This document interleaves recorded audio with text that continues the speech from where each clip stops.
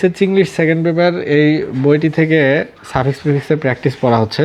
তো 84 বা 84 নম্বরে বলছে যে good marks in the examination are dash if your answer is to the point. তাহলে good marks in the examination are obtained, অর্থাৎ পরীক্ষায় ভালো মার্ক পাওয়া যায় যদি অ্যান্সার টু দ্য পয়েন্টে হয়।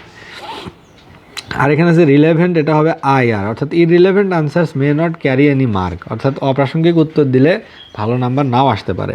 Good handwriting is a factor, dash answers will create a illegible, তাহলে ILLEGIBLE, ইললিজিবল আনসার্স অস্পষ্ট উত্তর যেগুলো, will create a bad, D number হবে ইমপ্রেশন, একটা ভুল ইমপ্রেশনের সৃষ্টি করে অ্যাবাউট ইয়োর, এখানে আছে পারফর্ম, এটা হবে performance.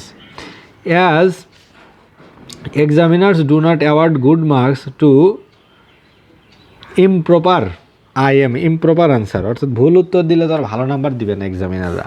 You must be very, এখানে সে কেয়ার হবে careful about writing answers to the questions.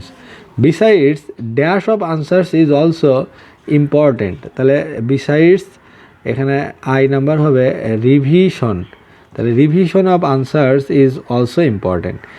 All this things will dash you a good result, all this things will surely বা ইনশিওর, শিওরলি না, এটা হবে ensure, will ensure a good result, একটা ভালো result আনবে।